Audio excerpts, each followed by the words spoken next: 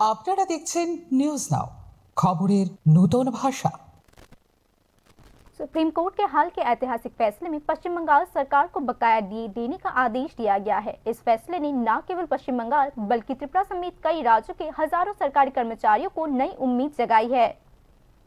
कर्मचारियों के बकाया डीए को लेकर पश्चिम बंगाल सरकार के खिलाफ मामले में सुप्रीम कोर्ट ने ऐतिहासिक फैसला सुनाया है। जस्टिस संजय करोल और जस्टिस प्रशांत कुमार मिश्रा की डिवीजन बेंच ने 2022 के कोलकाता हाई कोर्ट के फैसले को बरकरार रखते हुए यह साफ कर दिया है कि राज्य सरकार मनमाने या गलत कारणों से कर्मचारियों को जायज फाइनेंशियल मदद देने से मना नहीं कर सकती। इस फैसले में पश्चिम बंगाल सरकार को केंद्र सरकार के कर्मचारियों के बराबर डीए देने और जुलाई 2009 से बकाया डीए देने का आदेश दिया गया है।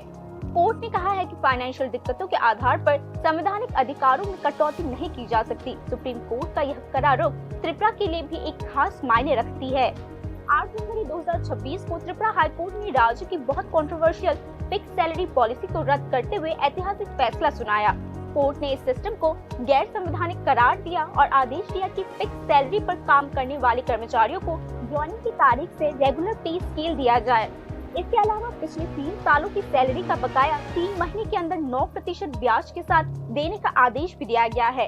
हालांकि इस फैसले के भारी फाइनेंशियल असर का हवाला देते हुए राज्य सरकार ने सुप्रीम कोर्ट में एसएलपी फाइल की है। सरकार के अनुमान के मुताबिक हजारों फिक्स सैलरी वाले कर्मचारियों को रेगुलर करने से राज्य के खजाने पर बहुत भारी दबाव पड़ेगा। सरकार के इस कदम के बावजूद राज्य के कर्मचारी संगठन उम्मीद लगाए हुए हैं।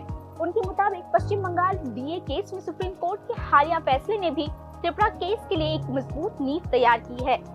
कर्मचारी संगठनों का कहना है कि इस फैसले से यह साबित होता है कि कोई भी सरकार अपनी संवैधानिक जिम्मेदारियों से बच नहीं सकती और कर्मचारियों को उनके सही अधिकार से वंचित नहीं कर सकती। अभी केंद्र सरकार के कर्मचारियों को 7% डीए मिलता है, जबकि पश्चिम बंगाल को 18%, केरला को 22% और त्रिपुरा को 36% मिलता है।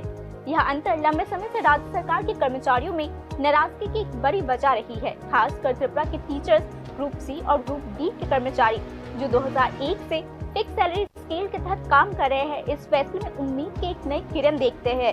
उनका मानना है कि कानूनी दखल से आखिरकार वित्तीय न्याय और बराबरी पक्का होगी। Bureau report news now.